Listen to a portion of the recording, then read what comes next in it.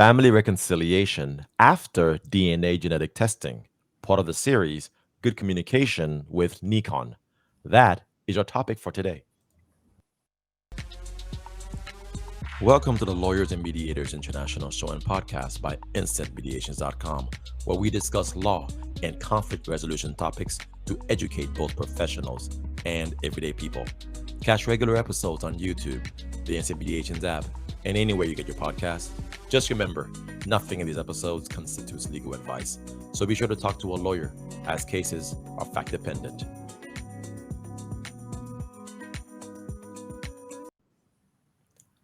Hi, everyone. This is Mac Pierre-Louis, attorney, mediator, and arbitrator, working throughout Florida and Texas. And Natalia, Olowska-Czajka, advocate, mediator, and arbitrator from Warsaw, Poland. Hi, and I'm Angela Miller from Gulf Breeze, Florida, and I'm with Mediation Nikon. And I am Brett Lovett. I'm out in California. I am the founder of Family Reconcile, where we reconcile relationships back to connection that may have been estranged. Awesome. Welcome back, everybody. So this is one of these special episodes where we have two podcast contributors on one stage. And today's topic is to piggyback off a topic we had done recently with Angela Miller, with Mediation Nikon, and that is mediating conflicts between relatives after discovering DNA. And for those of you who are watching, if you're listening, please check out the YouTube video. But if you're watching, I'm sharing my screen to show you the recent episode we had done with Angela, and that was on the topic of bringing together relatives after they have made a new discovery, usually that confirms that somebody is blood related to somebody else that they may not have known. And so Angela shared a very powerful story in her own personal life and how she has seen this in action in the lives of other people. And so we wanted to connect her with Brett Lovett, who has done extensive episodes with us on family reconciliation after estrangement.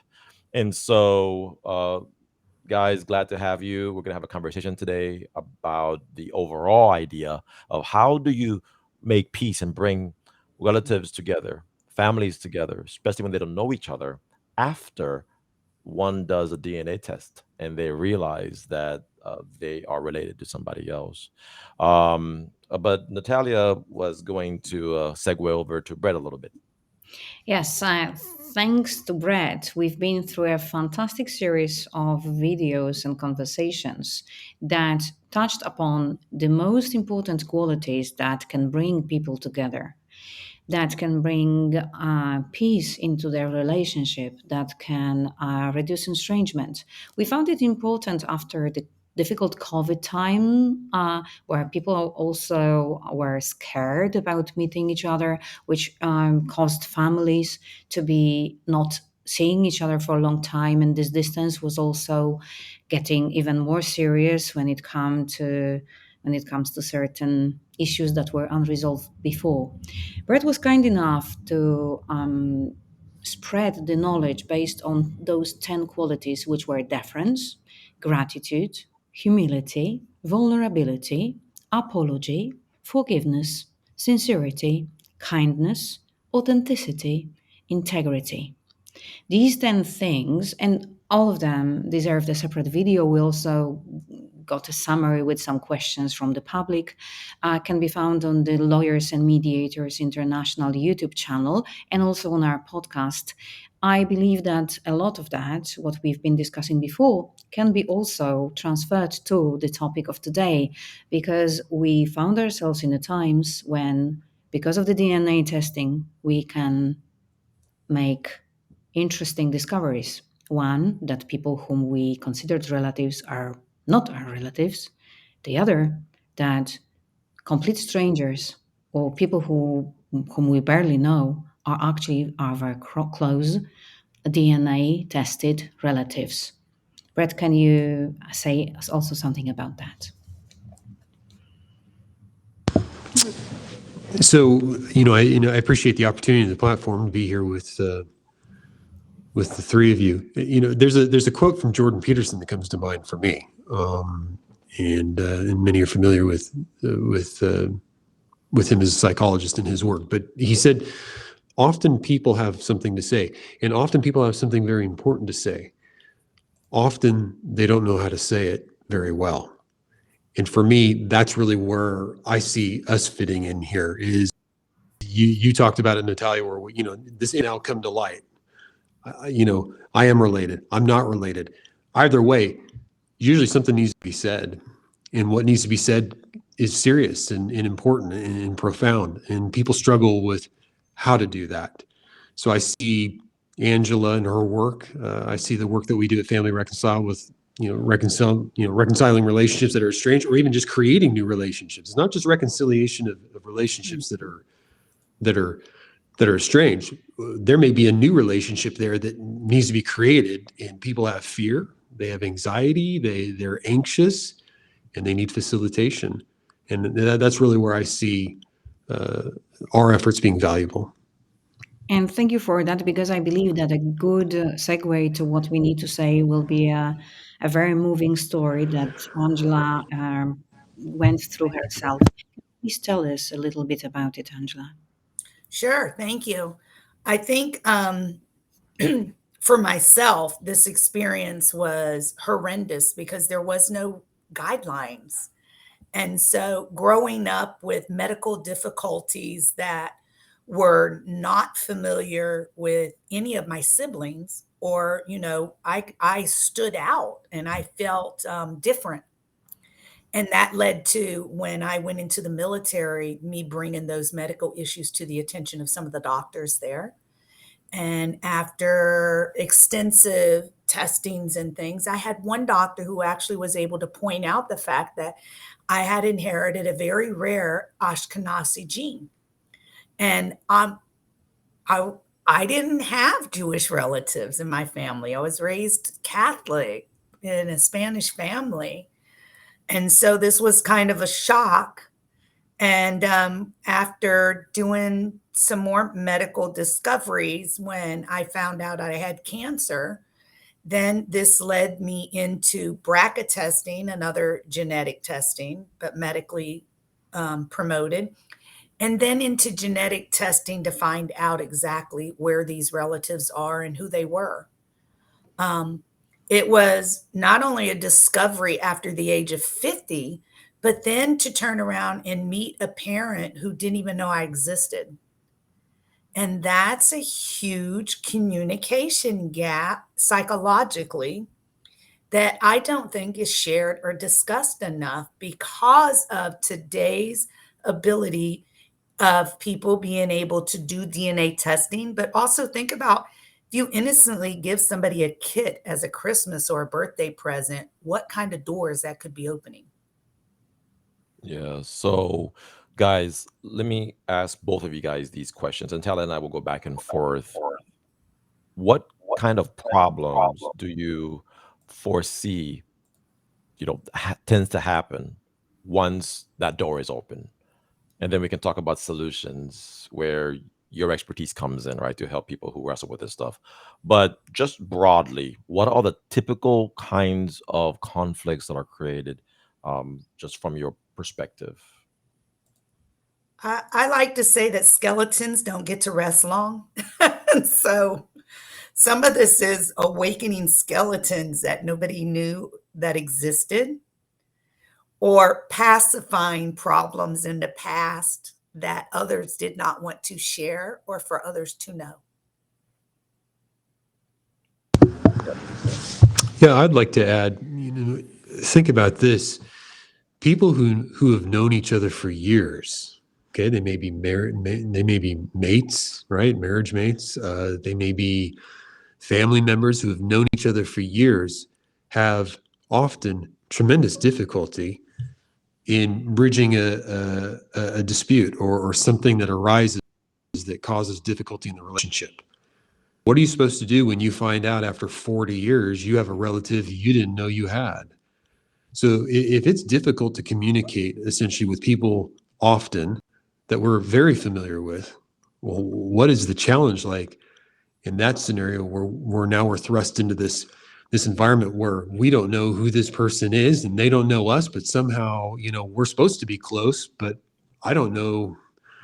Yeah, that's a really strange dynamic. Can you imagine the emotions that must have run through, Angela when she found out what she found out, but just anybody? Can you imagine? Put yourself in their shoes. Can you imagine the emotions in the thought process? So down to, for me, is connection. You know this information now. Okay, so now you're trying to process it, and people process it at different lengths and in different ways. But what your brain is going to start to do is it's going to start to make connection. It's going to try to make sense of this new thing.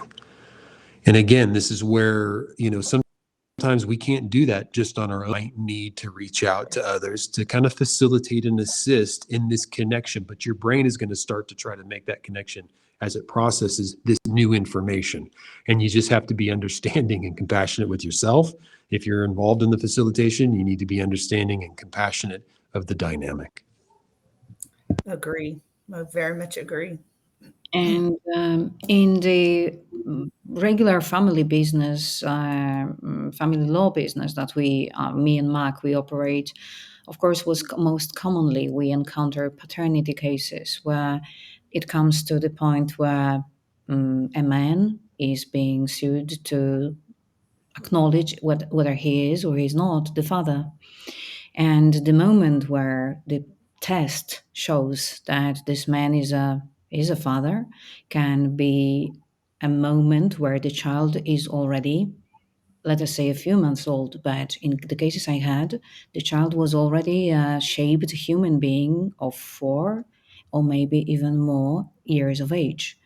This is a feeling creature. This is someone who needs a father figure in their lives. And then imagine the father who, since it went to the paternity proceedings, actually didn't expect to be the father. So him being alive and having his own settled world for, let us say, 20, 30 years, getting to know that I have a new relative and actually someone I am responsible financially, someone who will inherit part of the goods, everything I produce, someone whom I should also be responsible enough to try and get to know and try to meet, have regular contacts with. This is really life changing and shocking to many. And also, please, there is one factor that is usually the woman that is the mother of the child is not really very much liked by the father who discovers that he is the father. That brings so many fields of conflict that should be worked upon. And the perspective of the two of you, even in this scenario that life brings to us every now and then, sometimes too often, what do you think, what the path to do something about it on those different levels could be? I think, like, for myself, one of the things is, like, when you're going through a divorce or your family is splitting up, you have emotional stages that you will transition through. But this is immediate when you get a test result that shows that the person who you thought was your mother or your father or a relative all of a sudden disappears. That reality smacks you very hard. So the part of it I think that is very challenging is depending on what you were told too. So as an adult, when I was finally able to get a response from my mother, who for many, many years wasn't going to discuss this. This was her skeleton, her experience. It was, the fact was is that she told me eventually that, well, your father didn't want you. So I didn't want to tell you that. But then when I finally did meet my father, his response was, well, I didn't know about you. So now you have truths. Whose truth do you go through to get to another response? And how do you perceive and go forward with this information? Because at this point, you're dealing with perceptions. and they may not be aligned. And so now you not only have varying stories, but you have varying perspectives that you have to sort of sort through too, and maintain a sense of composure mentally so that you can sort through this. Yeah, I would add to that, and that's very well said. Things that come to my mind, remember we did that when we did the episode on apology, and I talked about people struggle with apology, and they'll make an apology and then it's not accepted, and then they're kind of offended or hurt by that. And one of the things that we brought out in that episode is that apology needs to be commensurate to the issue. So remember, I made the example of it out of child abuse, and then the other extreme was just bumping into somebody on the street, right? So you can apologize on the street that you bump into, and that's commensurate. If somebody suffered with abuse in the family, saying I'm sorry is not even twice or three times is not commensurate. So using that commensurate understanding, when you're talking about people coming in and finding out information that completely floors them, they weren't aware of, they're going through a whole host of emotions, and shame is often right in there for everybody. Shame on the person who's finding out, shame on the person who wasn't forthright maybe with the information. You got all these emotions flying around. So whatever it is that's done, here's my point. Whatever's done by the individual who finds out, whatever's done by the individuals who know, whatever's done by the individuals that come in and help and assist, such as this group, whatever is done has to be commensurate to what the situation is, what the difficulty is, what needs to be worked out. People are struggling through stuff, so they need a plan. Number one, they need a plan. They need to know how they're going to take each step, because they're dealing with an uncertainty, and the brain, as everybody knows, doesn't like uncertainty. It doesn't like not knowing, especially when you find out not knowing something you should have known for 30 years or 40 years. I mean, that's the worst. So these are the things that come to my mind. People need help. They need a plan, and whatever that plan is needs to be commensurate with whatever the circumstances that has now been revealed. Yeah, thank you, Brett. And you started going towards some of the solutions, but just not yet. So one more question with regards to, I guess, the problem. Okay, the conflict. So you brought up the word emotions, right? And you give an example of shame. So Angela, you had various emotions, right? I can't even begin to imagine the emotions that you went through because I've never gone through such a situation in my life. Maybe something that's related in a incidental way, but I know my bio mom and dad. I've just was brought up in a nuclear family, and so I just took it all for granted. But can you guys go into what are some of the emotions people would go through? I'm thinking anger is one of them. And Brett just brought up shame, and maybe that's related. Or maybe there's hurt, but hurt is very broad. So, anyway, could you give, just to wrap up this portion of talking about what the problem is, what are some of the common emotions people might struggle with before we start moving towards solutions for this? I think one is like for myself, I expected the Cinderella story, and you go into it with false hope Hmm. because you don't know exactly how you've already dealt with rejection in the fact of the truth, your truth wasn't true. And so there's a door of rejection that you have to go through. And then you have to deal with the fact that what if, like when I met my father, he's a nice man. We're so different though. We're so very different. And so you don't know how to approach topics and discussions without knowing if you'll insult each other or belittle each other, all unintentionally. And so then you have to deal with rejection again when you are told you hurt their feelings about something.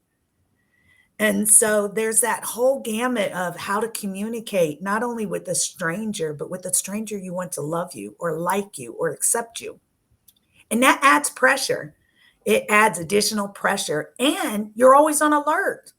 You're on alert the whole time you're talking. How do I approach this with them? How do I disagree with them? How do I not say things that are insulting?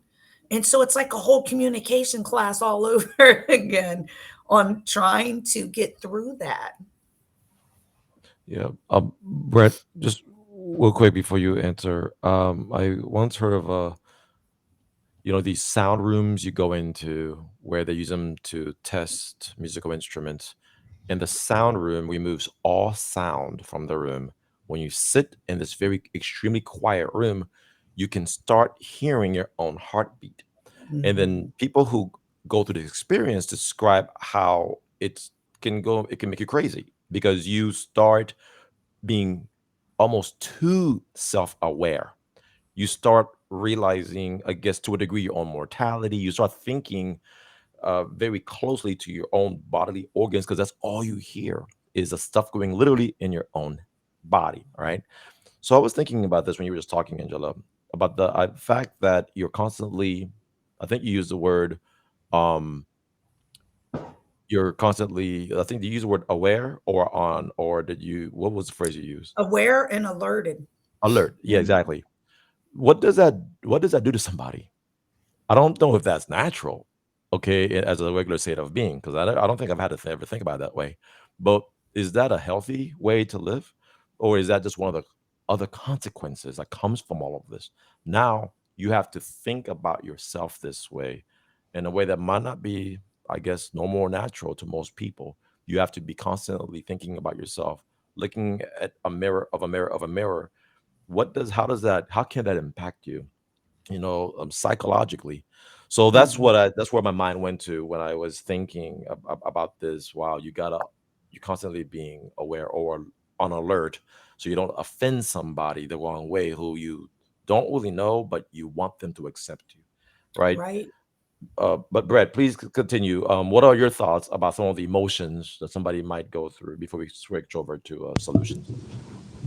I think we've mentioned most of them. I mean, maybe some other ones that come to mind, and I think you may have mentioned hurt, but I think people are hurt if they find themselves in a situation where they're finding out something, and I think disappointment. So, I mean, we mentioned anxiety, we mentioned fear, we mentioned anger, hurt, disappointment. That's I mean, and then maybe there's more, but those are probably the most common ones that we're going to run into if we're helping individuals or facilitating or working them through this. I mean, something that comes to my mind too is that it's not a technical process at first.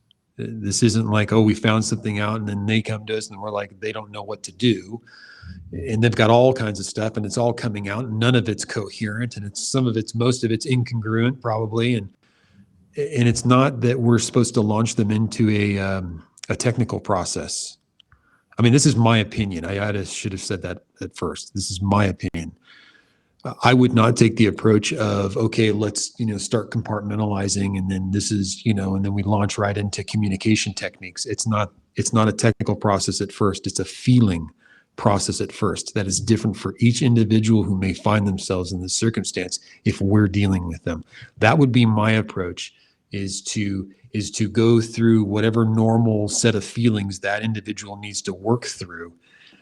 And at some point you have to use for this group here, you have to use your expertise to know when the appropriate time is to start now layering in technique. But we're going down the wrong road as far as connection is concerned because everything revolves around connection. And you've got to be able to lay the groundwork for connection with the individual and them first, and then with whatever that situation or that dynamic is that they're dealing with. You cannot do that technically. You have to do that feeling wise and then layer in the technical aspects thereafter according to each specific case. This is profound work and it's very feeling oriented if we're going to be helping people in the way that I think this group wants to help people. And may I add also, Brett, that there's additional layers than what we're used to in regards to mediation, where we have two people to come together that we try to assist with, coming to agreements. But when you have a natural parent and a parent who has raised you, and then you have the initial parent who birthed you, I mean, you have layers now of communication needs that have to be met. And so it's not just one person and a parent you may be mediating with, it's now a parent and perhaps the parent that raised them and the new parent. So we're adding layers to this that have yet to be considered. And And that's why I mentioned this. Sorry, Natalia. That's why I used the word dynamic, because that's exactly what it is. It's a dynamic. And I think that what transpires from both of you said, there is just loads of emotions. But Mhm. I think what is important is to be able, first of all, to have them, to give yourself the right to have them, live them, and manage them. That actually goes back to a video cast we recently did with Douglas Inall and Barbara Sunderland Manuso, which was about a book that Douglas Knoll wrote that is De-Escalation, How to Calm Down an Angry Person in Less Than 90 Seconds. What he actually is trying to show in this book is how affect labeling plays an important role in our lives. That actually gives us the way and tool for us to be heard, listened to. And this is also where he shows that emotional invalidation, so all the people in our lives who don't give us the right to have our feelings and emotions about things that are important to us, actually do us harm that can be as deep and cause as many problems, health problems, as it can be attributed to such things that are commonly recognized as family abuse or violence or actually sexual abuse. This means that emotional invalidation, giving yourself the right speaking about what you have, emotional invalidation can cripple you, can hurt you, can stay with you for a long time. And with saying that, so with remedying emotional invalidation, with giving yourself the right to have those emotions and feelings, I would want to proceed to the solutions that both of you see for these emotions, for this actually difficult state that everybody after such finding finds themselves in. And I was just sharing my screen with regards to the video that Natalia was just referring to that we just did recently on on emotional state and having connections that way. But it's on the YouTube channel. You can check it out. Called "De-Escalate: How to Calm an Angry Person Down in 30 Seconds or Less" with Douglas Knoll and Dr. Manuso. All right, I'm sorry, Natalia. Please continue.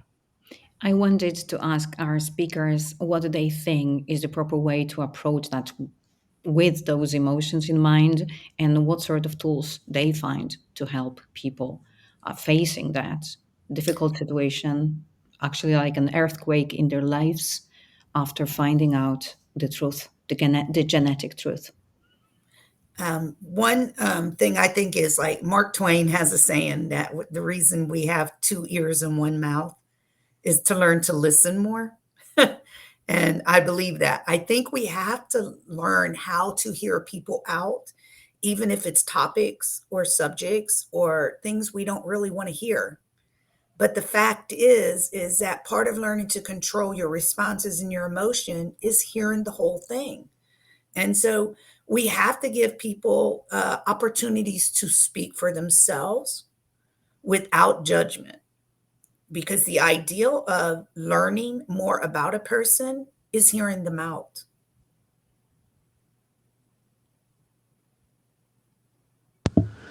Is it okay for me? Okay. Yes. Oh, yeah. I'm sitting here writing, and I'm like, oh, okay. It's left brain, right brain. So here's what comes to my mind is this can be qualified on many levels as a traumatic experience. When you find something out of this magnitude, it can be qualified as trauma. It could be traumatic to an individual, and the traumatic effect that it has, differs from individual to individual. So the matter has to, if we're going to help or assist, the matter has to include that kind of understanding. So when we're talking about solutions, my mind would be we're dealing with a trauma situation, traumatic situation, whether the person thinks that's trauma or whether they're acting like it is. Maybe they're still trying to process that themselves. So this is trauma. Everything in life, friends, is either avoid or approach. Everything, every decision you make during the day, everything that you encounter or however you engage is either avoid or approach. So when it comes to trauma, you can stop trauma, you can stop abuse, you can stop it, but stopping something is more akin to just avoiding. If you're going, a solution that I would eventually, once you deal with the feelings process that we're talking about, my solutions would probably drive in the direction of approach. Approach is intentional. Approach gives the individual the power to decide what or how this outcome might play out.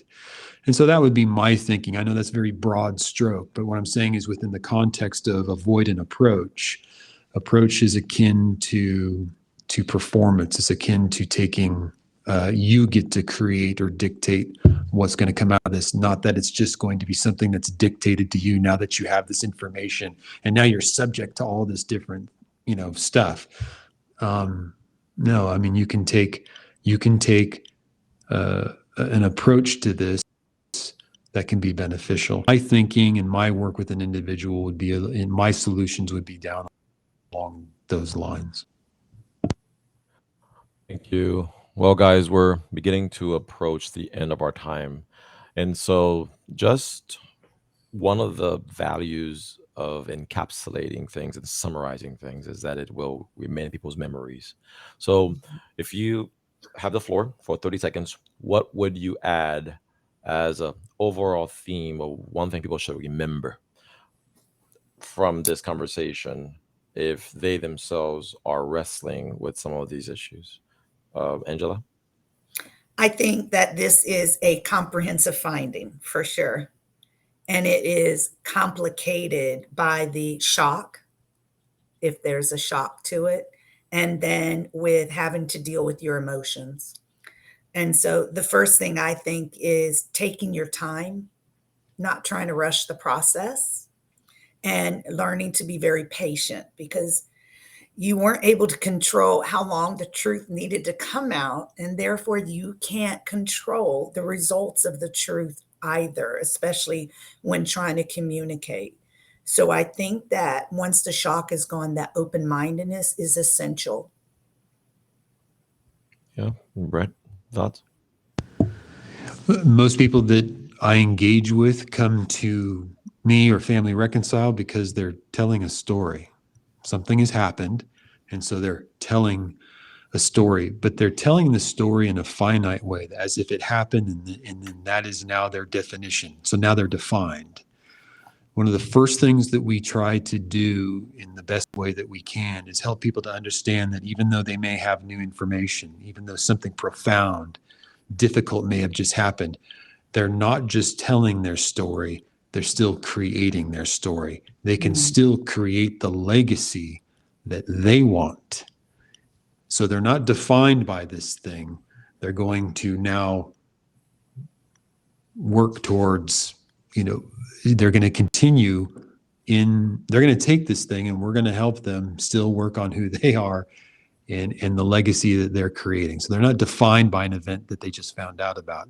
It'll actually play into the legacy that they leave behind. All right, guys, with that, we're signing off. This has been a topic on family reconciliation after DNA genetic testing. Thank you so much for our guests, Angela Miller and Brett Lovett. And if you want to connect with them, their contact information is going to be on the YouTube video as well as on the blog post on instantmediations.com. You can check them out.